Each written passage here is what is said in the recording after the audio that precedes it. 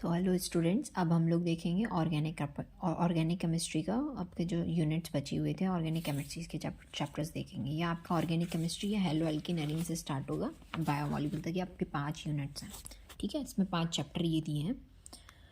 Quickly revision में देखिए, organic तो तैयार करने का सिंपल तरीका है कि आपके ऑलरेडी अगर तैयार है तो उसको भी आप इस तरीके से आराम से सॉल्व कर सकते हैं। कैसे? रिवीजन करने के लिए जनरली रिएक्शन को हम लोग रटते हैं, बट आपको रटने की ज़रूरत नहीं है। अगर आपने पहले से समझ रखी हैं, आपने 11th में रिएक्शन मैकेनिज्म अच्छे से पढ़ी है, तो आपको सिर्फ जो नेम वाली रिएक्शन है ना, नेम रिएक्शन इंपॉर्टेंट, उसके नेम, उनके जो रिएजेंट्स हैं कि कौन से रिएजेंट की प्रेजेंस में हो रहा है, कौन सा रिएक्टेंट है, किस रिएक्टेंट से क्या प्रोडक्ट बन रहा है, हमें सिर्फ वो याद रखना है, ठीक है। और जो नेम से फेमस रिएक्शन है, बार बार एग्जाम में पूछी गई हैं, तो वो रिएक्शन हमें ध्यान देनी है, उनको रिवाइज करना है। जनरली IUPAC नेमिंग्स हमने पढ़ रखी है, और जो फेमस नेम है ना, उनके जनरल नेम भी आपको आने चाहिए, कॉमन नेम कौन से हैं तो वो भी आपको पता है, ठीक है। अब इसमें देखो, सबसे इंपॉर्टेंट चीज़ है कि जितने भी आपके ये ऑर्गेनिक के चैप्टर्स हैं, हेलो एल्कीन, हेलो एरीन्स है, एल्डिहाइड कीटोन्स और आपका कार्बोक्सिलिक एसिड, सब सारे चैप्टर्स में एक चीज़ कॉमन है कि आपको सबका वही फ्लो, मतलब वही सीक्वेंस से तैयार करना है कि सबसे पहले उसका प्रिपरेशन मेथड, देन उसका क्या देखेंगे आप, केमिकल प्रॉपर्टीज़ और फिजिकल प्रॉपर्टीज़ क्या है, ठीक है। ये 3 ही चीज़ें आपको सबकी बारे में पढ़नी है। ये सबसे पहले हेलो एल्कीन्स एरीन्स का है, तो इसका भी कंपैरेटिव स्टडी करना। सबसे पहले कम से कम इनको बनाने के जो प्रिपरेशन के मेथड्स हैं, वो 3-4 मेथड्स आपको पता होने चाहिए, और उसमें भी 3-4 कौन से होने चाहिए जो बहुत ज़्यादा पूछे गए और जो बहुत ज़्यादा फेमस है। जैसे हैलोजनेशन, जैसे इन्होंने यहाँ पे दिया ना, ये बहुत सही है एकदम, मतलब क्विकली रिवाइज करने के लिए अपने शॉर्ट नोट्स इस तरीके से बना सकते हैं। ये शॉर्ट नोट्स हैं, डिटेल्ड आपने पढ़ा होगा। जैसे सिंपली इन्होंने लिख दिया हैलोजनेशन रिएक्शन, तो मीन्स तुम्हें पता है कि हेलो एल्केन्स में हेलोजन की रिएक्शन कराएंगे तो हेलोजनेशन रिएक्शन होगी। तो वहाँ पे क्या रिएजेंट लिए, सनलाइट की प्रेजेंस में 400 डिग्री सेल्सियस टेम्परेचर लिए, तो क्या बनेगा, एल्केन्स बनेंगे। अब यहाँ तो शॉर्ट में एल्केन्स के लिए, न एल्किल कंपाउंड के लिए आर लिख दिया है। आप आर की जगह यहाँ मिथाइल, इथाइल, प्रोपाइल कुछ भी ले सकते हैं, ठीक है। तो सबका यही चेक कर लेना कि एडिशन रिएक्शन कौन सी है, क्या रिएजेंट ले रहे हैं और क्या बन रहा है, ठीक है। यहाँ हेलो एल्किन से एल्कीन्स बनाना है आपको। अगर ये याद है कि किस रिएक्टेंट से क्या प्रोडक्ट बन रहा है और कौन सी रिएक्शन है, अगर आप यही रिवाइज कर लेंगे तो आगे जो भी क्वेश्चन है आपके आएंगे वो आपको क्विकली दिमाग पे क्लिक कर जाएंगे कि ये कौन सी रिएक्शन है और यहाँ पे क्या हो रहा है, एडिशन हो रहा है, सब्सटीट्यूशन हो रहा है, कौन सी रिएक्शन है ना। और फेमस नेम रिएक्शन तो बिल्कुल स्किप नहीं करना। जैसे आपके यहाँ ये हंस डी का रिएक्शन है, तो हंस डी का रिएक्शन में आप अपने नोट जो भी बनाए वहाँ हाईलाइट कर लेना। हंस डी का रिएक्शन में क्या है, कौन सा रिएजेंट लिए हैं, है ना, ब्रोमीन, क्लोरीन और CCl4 कार्बन टेट्राक्लोराइड लिया है, क्या बन रहा है, RCOOG, मतलब जो भी है सिल्वर का एसीटेट, वो बनता है सिल्वर सॉल्ट कॉमनली। इसके बाद में मेथड ऑफ प्रॉपर्टीज़, ये हेलो एरीन्स की भी दी हैं, ठीक है। इसमें भी कॉमन देखो, सबसे जो इंपॉर्टेंट फेमस रिएक्शन जैसे सैंडमियर रिएक्शन है, तो यहाँ पे क्या रिएजेंट लिया है, गटरमैन रिएक्शन है, एक गटरमैन कोच रिएक्शन है, वो देख लेनी आपको, है ना। ये आपके प्रिपरेशन वाले मेथड्स हैं। इसके बाद में फिजिकल प्रॉपर्टीज़ में हर चैप्टर में आपको उनका देखना है कि मेल्टिंग पॉइंट क्या है, कहाँ इंक्रीज़ हो रहा है, कहाँ डिक्रीज़ हो रहा है, क्या सीक्वेंस है, किस तरफ जाने पे मेल्टिंग पॉइंट इंक्रीज़ हो रहा है, कहाँ डिक्रीज़ हो रहा है, ठीक है। और सॉल्युबिलिटी क्या है वो भी देखनी है, किस मेटल्स की ज़्यादा है, किसकी कम है ना। और डेंसिटी, ये 2-3 प्रॉपर्टीज़ देखनी है। उनकी कलर इफेक्ट है तो कलर्स भी देख लेना कि क्या है।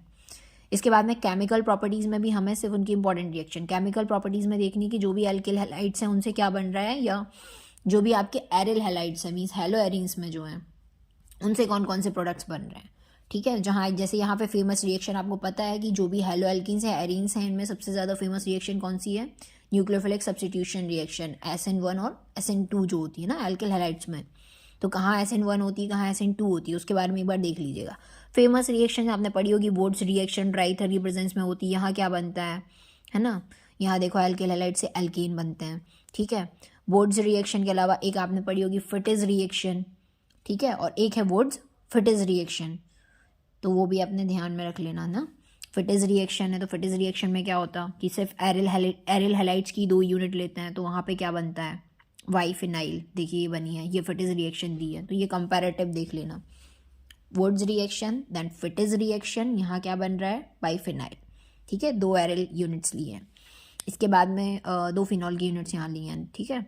इसके बाद में वुड्स फिटेज है, दोनों को कंबाइन करके वुड्स रिएक्शन और फिटेज रिएक्शन मीन्स एक आपका एल्किल जो कंपाउंड लिया है वो और एक एरिल कंपाउंड जो है उनको मिला के क्या बनेगा आपका टॉलुइन बना दिया जैसे इन्होंने।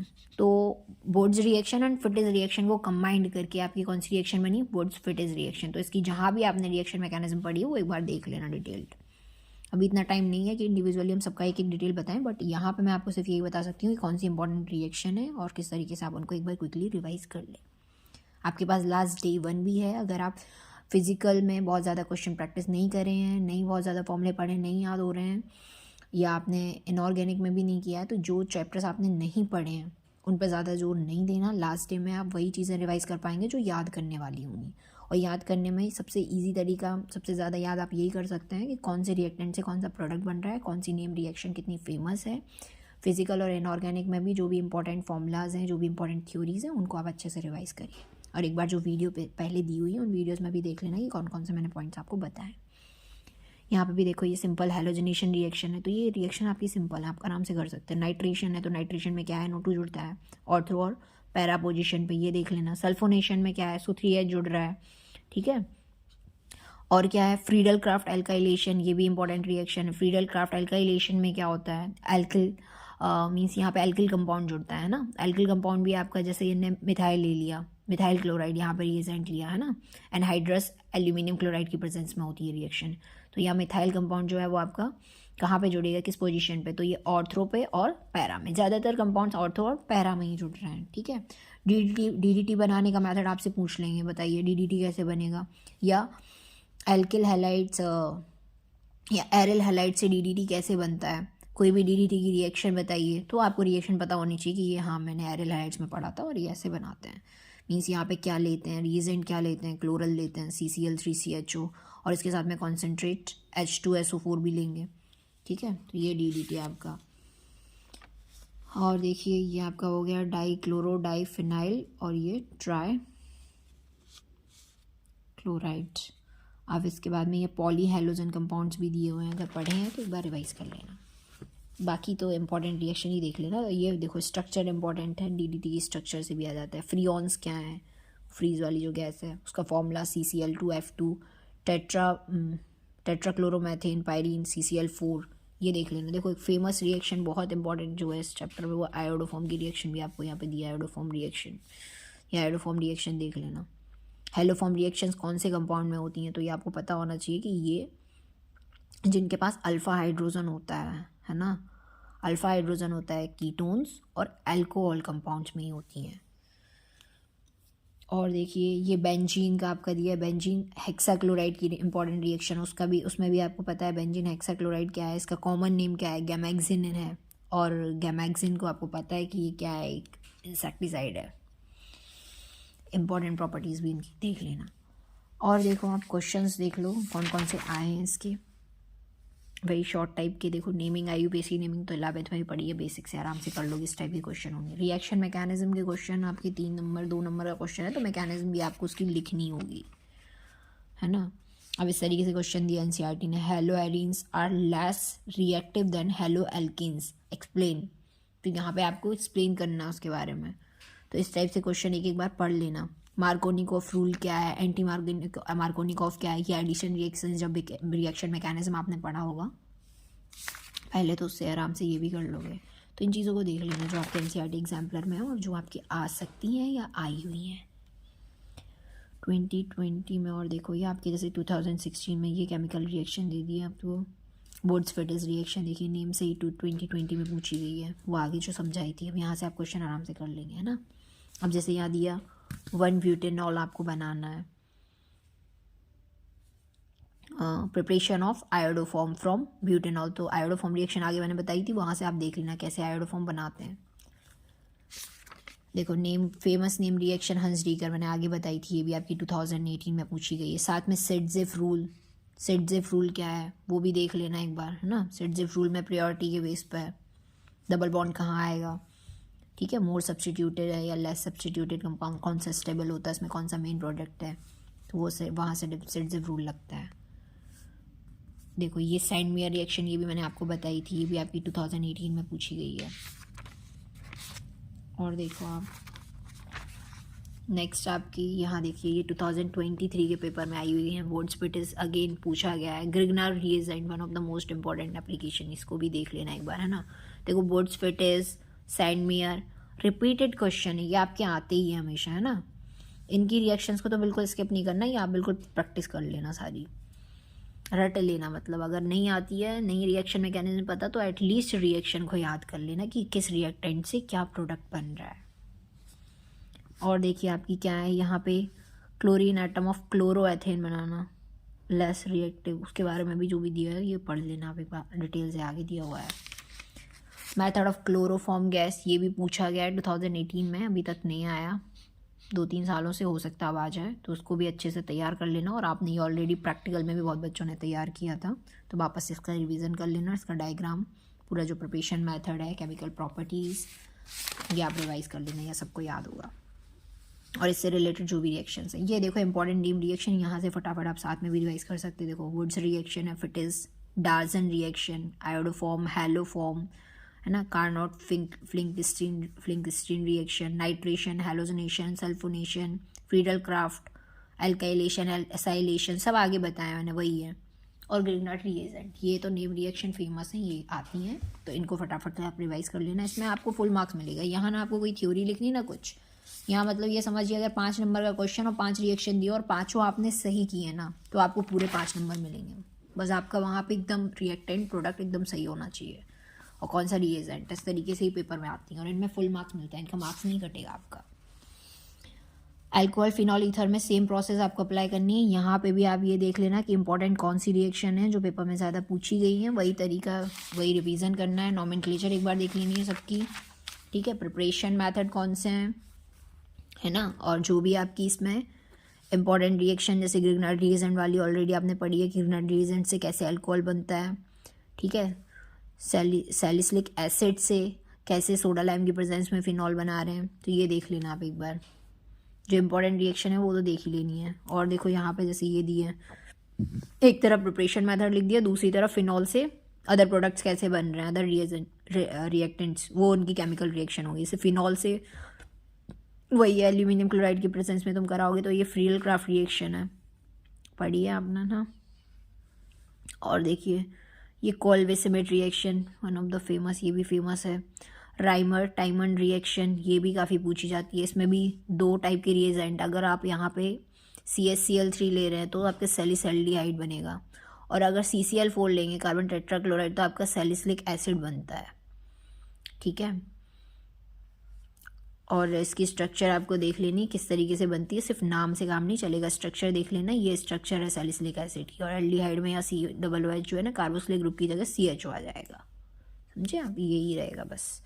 और नॉमेनक्लेचर देख लेना, नेमिंग तो ज़रूरी है, क्योंकि रिएक्शन के नीचे अगर आप नेम नहीं लिखेंगे तो उतना ज़्यादा इफेक्टिव आपका आंसर नहीं रहेगा कि क्या बना है, क्या लिखा है। नेम से तुरंत आपको मार्क्स मिलता है कि हाँ ये सही है, नेम के साथ फॉर्मूला। विलियम सिंथेसिस रिएक्शन देख लेना, ये ईथर की है, क्योंकि आपका ये कंबाइंड चैप्टर जो दिया है ना, फिनॉल एंड ईथर्स, तो उसमें फिनॉल मतलब अल्कोहल्स के बारे में भी है और ईथर्स के बारे में भी दी हुई है। ये इसका भी यहाँ साइड में प्रिपरेशन मेथड शॉर्ट तरीके से बना हो, यहाँ पे यह भी केमिकल प्रॉपर्टीज़ हैं कि इससे क्या बन रहा है। यहाँ जो एग्जाम्पल आपका दिया ना, ये डाई इथाइल ईथर का है। हाँ, यहाँ भी आप एक बार इंपॉर्टेंट देख लेंगे, सारी रिएक्शन कौन सी, सब इंपॉर्टेंट ही हैं, छोटी छोटी दी। बेसिक H2SO4 की प्रेजेंस में क्या बन रहा है, कौन सा आयंस, एथीन कैसे बन रहा है इससे, तो Al2O3 की प्रेजेंस में 380 डिग्री सेल्सियस टेम्परेचर पे। इसके बाद में क्लोरिनेशन करा देंगे तो क्या बन जाएगा प्रोडक्ट, या PCl5 की प्रेजेंस में क्या बनता है, ठीक है।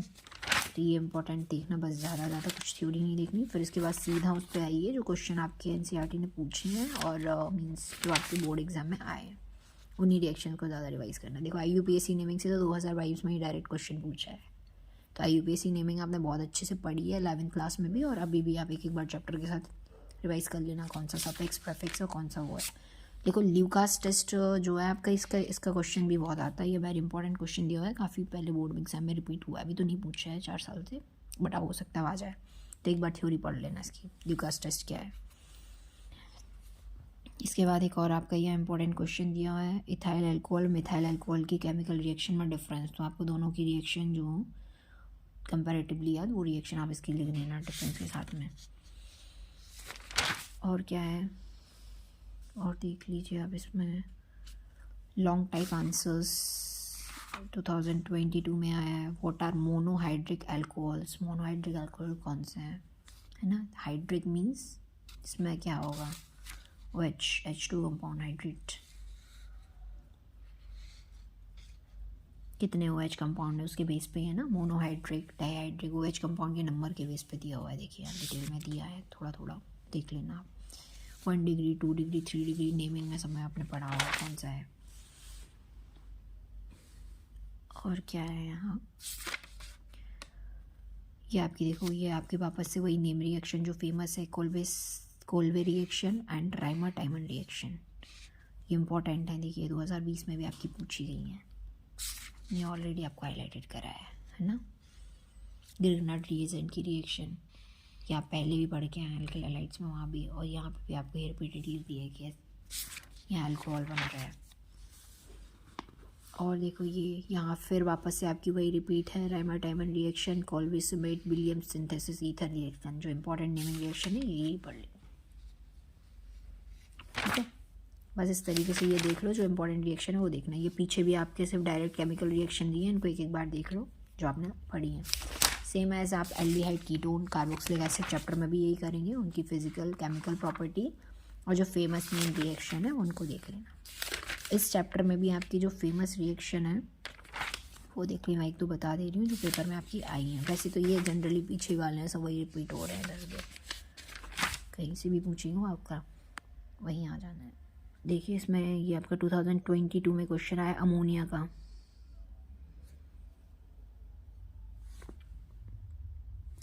है ना। ये फॉर्मेल्डिहाइड का प्रिपरेशन मेथड है, ये देख लेना एक बार, पेपर में आया हुआ है आपका, है ना। एसीटोन बनाने की विधि, इसकी लेबोरेटरी मेथड, इसकी रिएक्शन एक बार देख लेना। अगर पढ़ी आपने एक बार जो भी इनमें से अच्छे से, उनको अच्छे से रिवाइज कर लेना, ठीक है। इसके बाद में देखो पीछे लास्ट पेज पे इसमें भी आपको इंपॉर्टेंट केमिकल इक्वेशन दी जो आपकी बार बार आई हैं पेपर में। देखो वापस वही है, एल्डोल कंडेंसेशन इस चैप्टर में एल्डिहाइड वाले में दिया होगा अलग से। फीडल क्राफ्ट एसाइलेशन आगे भी पढ़ चुके। एक फेमस रिएक्शन या Cannizzaro reaction, name reaction. Cross aldol condensation ये भी देखना है। एस्ट्रिफिकेशन, ठीक है। क्लीमेंशन रिडक्शन ये आगे भी पढ़े हैं, वापस से एक बार देख लेना है, ये आती है। एक रोजनमुंड रिएक्शन ये भी फेमस है आपकी। सिमेट रिएक्शन है, गटरमैन कोच ये आगे भी पढ़ी है। इटार्ड रिएक्शन, हेलोफॉर्म भी आगे पढ़ी है, वही रिपीटेड है। आगे देखो अमाइंस, अमाइंस में भी आपका जो इम्पोर्टेंट है वो देख लेना है, ठीक है। यहाँ से भी ज़्यादा क्वेश्चन नहीं है, बट डायोटाइजेशन जो भी आपका है, डायजोटाइजेशन और एक कार्बेलामिन रिएक्शन है अमाइंस में, that is one important. And Hopman bromamide reaction, ये 2 इम्पॉर्टेंट रिएक्शन है आपकी, ठीक है। इम्पॉर्टेंट ये 5 ही हैं, एक बार इनको देख लेना। आपका couple reaction, Greville phthalimide synthesis, ज़्यादा इंपॉर्टेंट जो है ये कार्बेलामिन और ये 2 तो अभी देख ही लेना, ठीक है। बाकी कुछ नहीं है साइंस वाले चैप्टर में इतना इम्पोर्टेंट। बायोमोलिक्यूल्स सबसे इजी चैप्टर मान लीजिए इसका, क्योंकि आपने बायो में भी ऑलरेडी पढ़ा है और आप नोन भी हैं से कार्बोहाइड्रेट्स क्या है ना, उनके नंबर के बेसिस पे, नंबर ऑफ शुगर के बेसिस पे, मोनोसैकेराइड, डाइसैकेराइड, पॉलीसैकेराइड्स, उनके एग्जाम्पल्स, उनकी स्ट्रक्चर, है ना, और उनकी रिएक्शन डीएल कॉन्फ़िगरेशन के बेसिस पे, ये सब आपको बस रिवाइज कर लेना है। ये चैप्टर सबसे इजी है और स्कोरिंग है, इसमें अगर अच्छे से नेम, रिएक्शन, आपको प्रॉपर्टीज जो भी हैं उनकी याद है तो हो जाएगा। यहाँ ये विटामिन्स का चार्ट है, ये भी अच्छे से रिवाइज कर लेना, कौन से विटामिन का क्या केमिकल नेम है, किसका सोर्स क्या है, किसकी कमी से कौन सी डिसीज़ हो रही है, डिफिशियंसी सिम्टम्स वगैरह ये देख लेना। यहाँ एक फेमस रिएजेंट है टोलन रिएजेंट, उससे बेस्ड रिएक्शन उससे रिलेटेड होंगी, वो देख लेना आप ज़रूर, ठीक है। रिड्यूसिंग और नॉन रिड्यूसिंग शुगर के बारे में पढ़ लेना, कौन सी रिड्यूसिंग शुगर है, नॉन रिड्यूसिंग, और कौन सा फेमस बॉन्ड है ग्लाइकोसिडिक लिंकेज बॉन्ड, ठीक है। और देखिए ये दिया हुआ है difference between the structure of D glucose और डी फ्रक्टोज, ये इनकी वो ज़रूर देख लेना स्ट्रक्चर, या आप बना के एक रफ पेज पे प्रैक्टिस कर लेना लास्ट टाइम के लिए, बाकी कुछ नहीं। पढ़ी है तो ठीक है, नहीं पढ़ी तो ये तो एक बार प्रैक्टिस कर ही सकते हैं, मेरे ख्याल से सबने पढ़ा होगा। ज़िट्रायन क्या है ना, डीएनए आरएनए में डिफरेंस, ये तो सब पढ़ के ही आए हैं, आप आते ही बेसिक, है ना, बायो में भी पढ़ के आए हैं, ये रिवाइज़ कर लेना एक बार, तो आपका ये ईजीएस्ट इस तरीके से आपकी केमिस्ट्री का कंप्लीट रिवीजन हो जाएगा। और आई होप कि आप लोग अच्छे से पेपर का रिवीजन करें और अच्छे से पेपर देके आए। All the best for your exam.